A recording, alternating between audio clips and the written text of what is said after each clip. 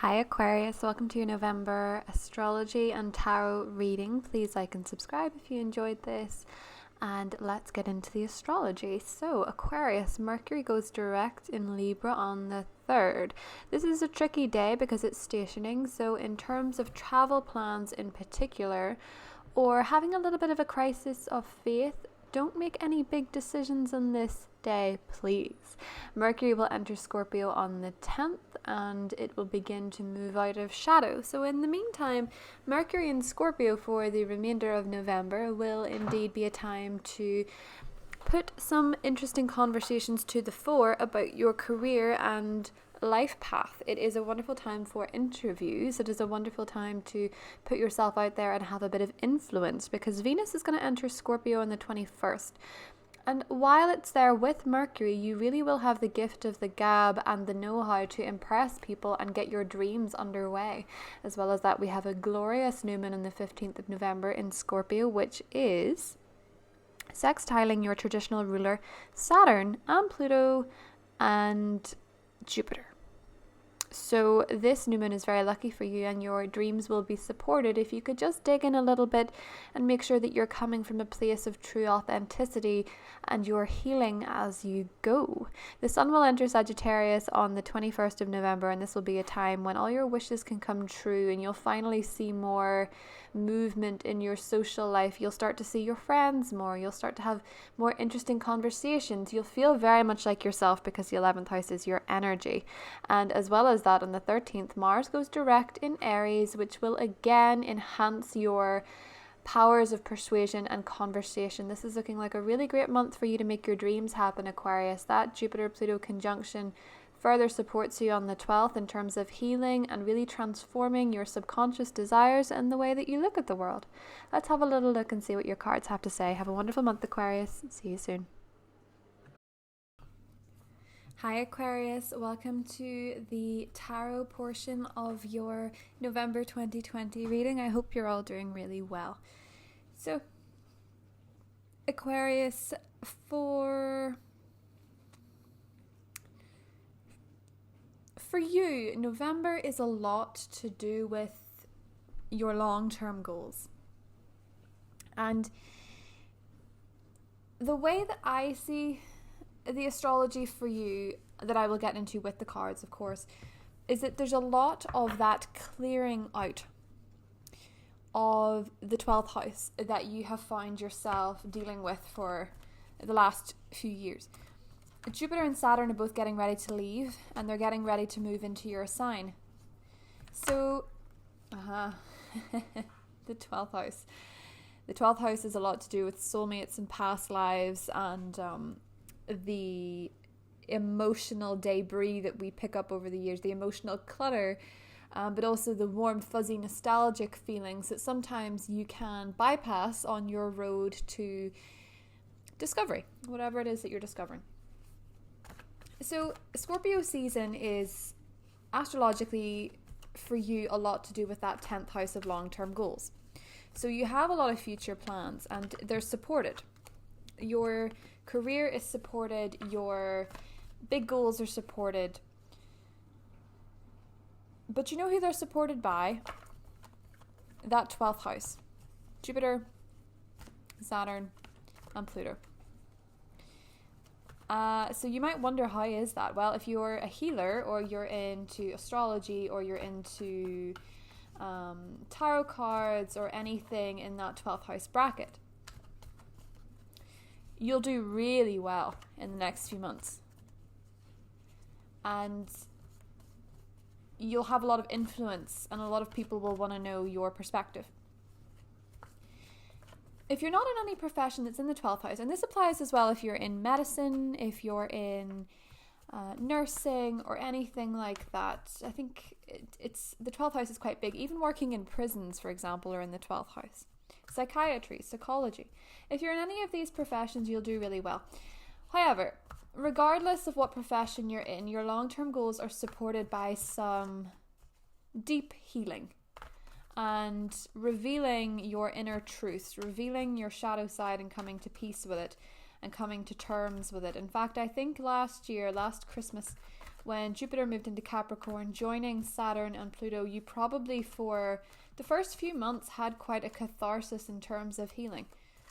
And you, in doing so, have learned that as much as you are a future forward thinking person, you've had a few things from the past that you need to clear out. And this is the final moment. This is the final step in your 10-step program, 12-step program, whatever step it is for you. This is the final one. And you have to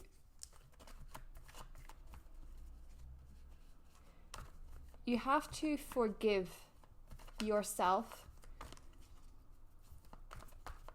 for walking the path that you've chosen to walk.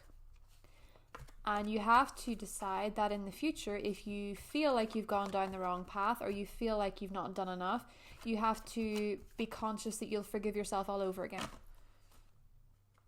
Knight of Swords. Sometimes you can be cold, and sometimes you can be too quick to run away. But most of the time, you're just trying to figure out where you're going. And sometimes you need space to do that. It's not because you are cold, and it's not because you are too quick to run away. It seems that way to people that don't understand it. And maybe sometimes it is that way for some of you. But the thing is, Aquarius, you can be very serious when it is required. You can be very determined to do things right. And so when you feel like you're not getting there, when you feel like you haven't chosen the right path, or you feel like the path ahead of you looks different to how you thought it would look, or you're thinking really hard about what it is that you actually have to do next, try not to be so serious. Try to feel connected. Try to feel that beautiful, healing, peaceful energy as your guiding point. That new moon in Scorpio that's coming up is supported by Jupiter and your traditional ruler Saturn and Pluto. And it is telling you that if you want to have this success, you can have it. You can have that career success. You can have that goal. You can have that dream come true, especially with that Jupiter-Pluto conjunction occurring. But you have to have that 12th house cleared out a little bit. You have to make peace with the past. You have to make peace with who you are. And you have to make peace with the wounds and the traumas that you've had in your life, if you haven't already. And if you haven't already, that new moon supports that too. I'm sure Mercury retrograde's been interesting in terms of your goals and in terms of your philosophies and in terms of your thought patterns. You maybe had a little bit of a wake-up call of where you've been holding just that bit too tight with the Four of Pentacles. Six of Swords, Nine of Pentacles, Three of Wands, and Temperance. Healing. The cards know it.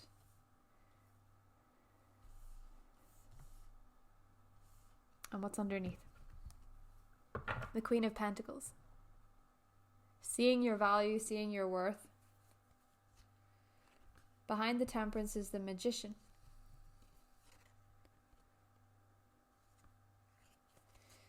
Let's see if I can set this.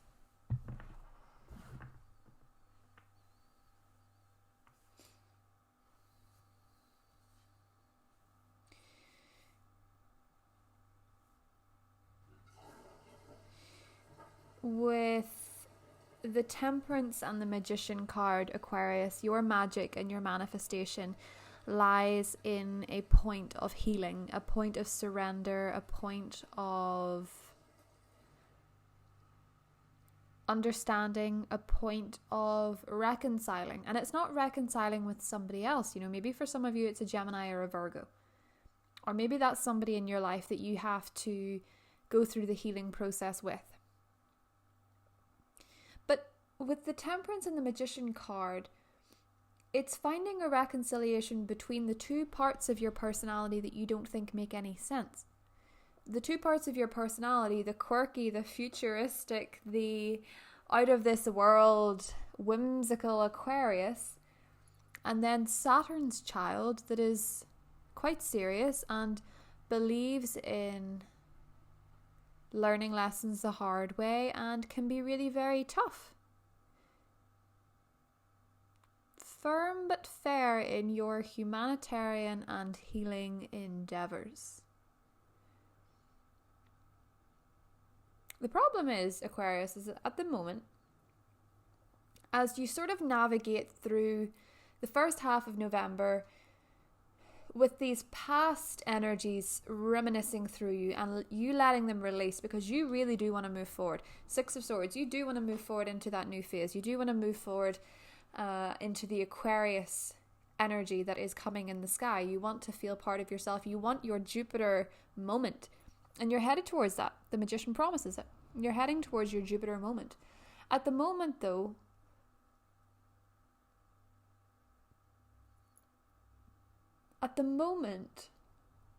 that Nine of Pentacles in the positive position is telling you to take stock of what you have. While you try to navigate between the past and the future and you realize how quick a moment actually is and how you can keep the past going forever if you choose. And you can, by doing that, push the future even further away. If you just take stock in the moment in November for what you have and where you are and appreciate your talents, even if some of them you're finding quite hard to reconcile with, appreciate who you are and see that just because you cannot quite see the evidence just yet doesn't mean those ships aren't coming in. You're a little bit restricted in terms of vocalizing how you feel, in terms of asking for what you need, in terms of expressing yourself with confidence because of Mars. But when Mars goes direct on the 13th and then that energy shifts and Mercury is direct in your 9th house and then it will move back into your 10th, you'll have the words you need to command and ask for what you want. And you will speak things into existence. But first you have to heal why you don't say certain things or why you run away from certain conversations or why you run away from certain people or certain relationships. It's kind of cathartic. Those big planets in your 12th house aren't null and void. They're actually just pushing you to get to what that nail in the tire is, where the nail in the tire is, and to get it out. The Queen of Pentacles, you could be dealing with an earth sign, Queen of Cups, or a water sign. Ooh. Or a Libra, Justice. But there's the two parts of your personality that you want to harmonize. Your emotional side and your practical side. You want to find harmony between the two parts of yourself. You want to learn a little bit about feeling for the sheer fact that you feel it rather than trying to analyze it and find a reason to feel it. You don't need a reason to feel it. It's just there. But what's beautiful about Temperance is that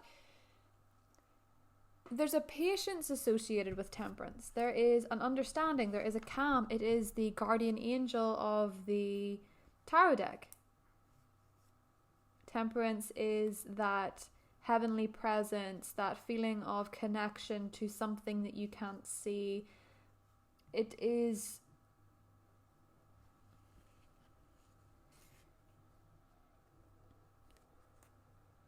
a divine self-acceptance. And it leads you to that magician energy that is so strong at manifesting. It's an alchemist. It is magic. It's Harry Potter.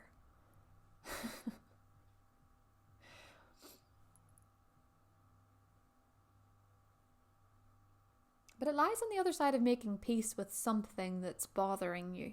Something that you can't quite let go of just yet. Maybe it is an earth sign. Maybe it is a water sign. Maybe it's a wrong. Maybe it's an injustice. Maybe it is a pain body in your heart that just keeps reacting to certain occurrences. And you try to analyze and rationalize it away by saying it's unnecessary, but that just buries it a little bit deeper, and then it comes back a little bit stronger, and then you're right back to where you started. What you actually need to do with the Nine of Pentacles and the woman holding a coin, seeing your worth, seeing your value, knowing that you have something to offer, being grateful for what you have to offer, being grateful for the talents that make you unique, and deciding to be at peace for that. There's been a lot of delays in your career and your goals because of many circumstances. Perhaps indecision. With the Angel of Strength, you're getting your strength back. You're getting your ability to heal back. You're getting your momentum back. You're getting your patience with the universe because it's severely tested. It's been severely tested, I think. Sensitivity.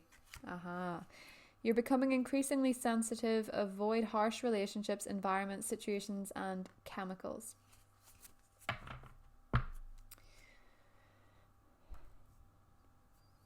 You're choosing to heal yourself and work on you rather than trying to heal everybody else for a moment will really recharge you.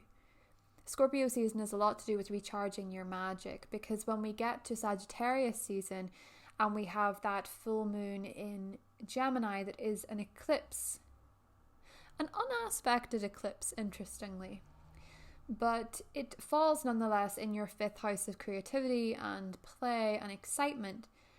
And then Sagittarius season is, of course, your 11th house of the future and manifestations.